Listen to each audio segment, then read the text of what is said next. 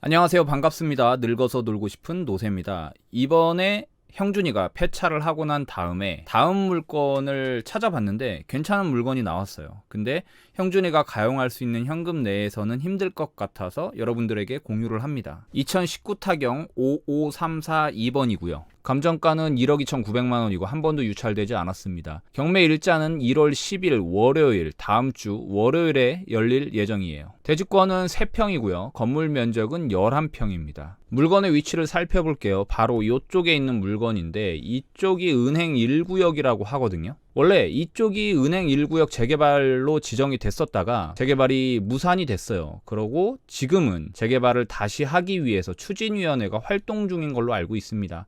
그러면서 최근에 가격이 많이 올랐죠. 이쪽의 시세는 대략 2억이 좀 넘어가고 있는 상황인데 현재는 감정가가 1억 2,900만 원으로 굉장히 저렴하게 나왔어요. 분명히 이거보다는 훨씬 더 높게 낙찰이 될 것으로 예상이 됩니다. 여기서 주의해야 될 게 있는데 바로 말소기준 권리인 근저당 2011년 9월 달보다 전입신고되어 있는 이 분에 2007년 10월 달에 전입신고가 되어 있으면서 미배당 보증금에 대해서는 전액 인수를 할 수가 있는 경우입니다. 배당 신청도 하지 않았죠. 저는 이 부분이 가장임차인이라고 생각이 되는데 왜 가장임차인이라고 생각이 되는지에 대해서 권리 분석을 하는 영상이에요. 조금 지루할 수도 있으니까 마음 단단히 먹고 들으셔야 됩니다. 설명을 하자.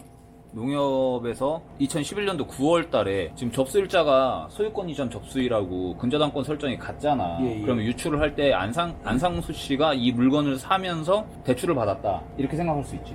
근저당권 설정이 이제 대출. 대출이야. 돈을 빌렸다. 이렇게 유출을 할 수가 있단 말이야. 네, 날짜가 같으니까. 근데 날짜로 보면 2011년도 9월이고 농협에 네.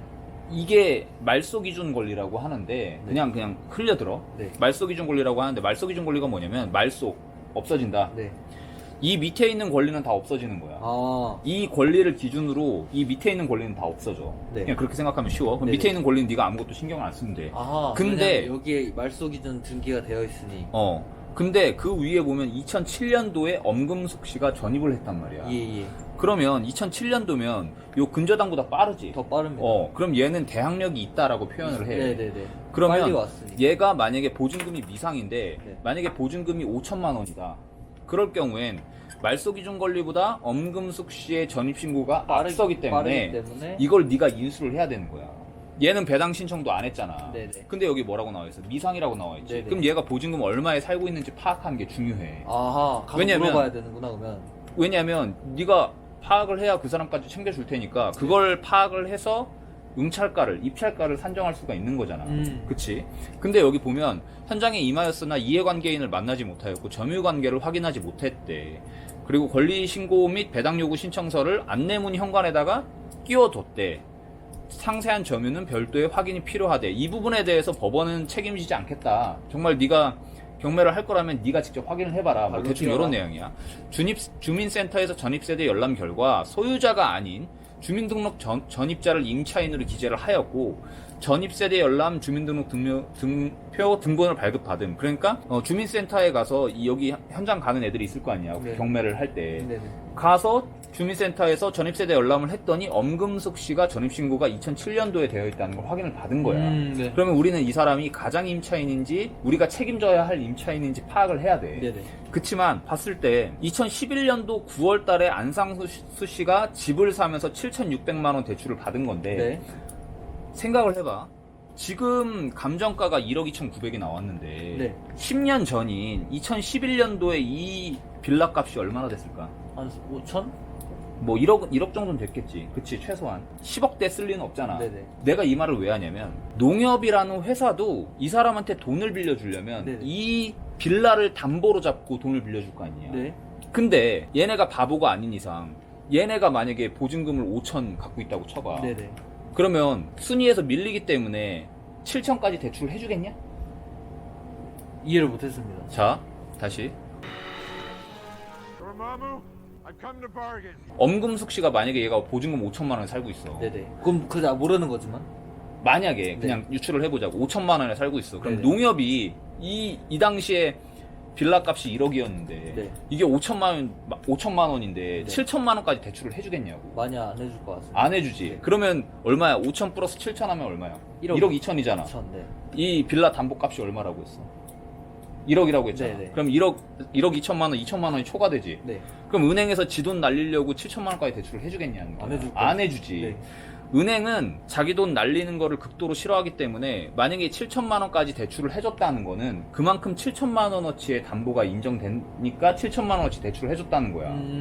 대개 은행에서 대출을 해줄 때 많게는 80%, 70%까지 이런 걸 LTV라고 하는데 네네. 그 정도까지 대출을 해준단 말이야. 그러면 저게 보증금이 1억 정도 있었다. 없다는 얘기지.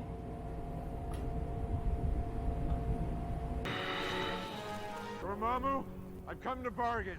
가정을 했을 때 이 빌라 값이 2011년도 당시 1억이었어. 네네. 그러면 70% 담보면 얼마야? 7천만 원이지. 7천만 딱 되네. 딱 되잖아. 아, 보증금이 없고. 보증금이 없다는 얘기지. 그럼 보증금이 없어. 그러면 얘네한테 보증금이 없다는 걸 확인 서약서 같은 거를 네. 받아, 얘네들은. 농협에서 돈을 빌려주려고 그래. 근데 엄금숙씨가 전입신고가 돼 있어. 네네. 안 떼볼까? 은행에서 바보가 아닌 이상 떼보지. 네네. 전입신고를 딱 떼봤는데 엄금숙씨가 있어.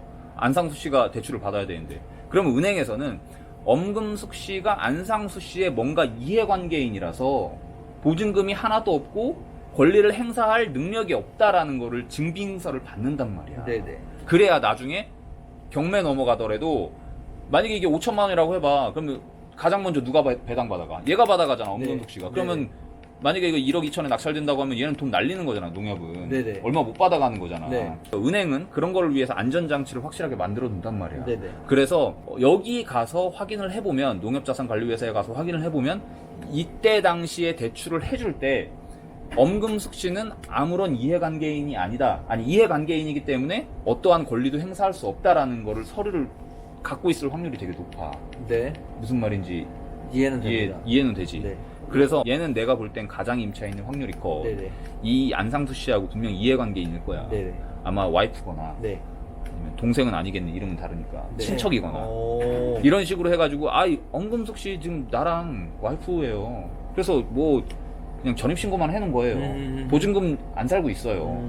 그래요? 그럼 말로는 못 믿으니까 서류를 떼와요. 가족관계 증명서를 떼오세요. 이렇게 한단 말이야. 이걸 갖고 있을 거란 말이야. 그래서 이거는 문제가 될 건 아닌데 네. 정확하게 확인하기 위해선 여기 가서 뭐 그런 서류를 받아온다거나 사본을 떼온다거나 이렇게 할 필요성은 있다, 이 네. 얘기지. 이런 건 이제 가장임차인이라고 하는데 만약에 이게 막 2억 정도 해봐. 네. 그러면 7천만 원 정도 대출을 일으켜줬다. 그럼 약간 의심해 볼 법하지.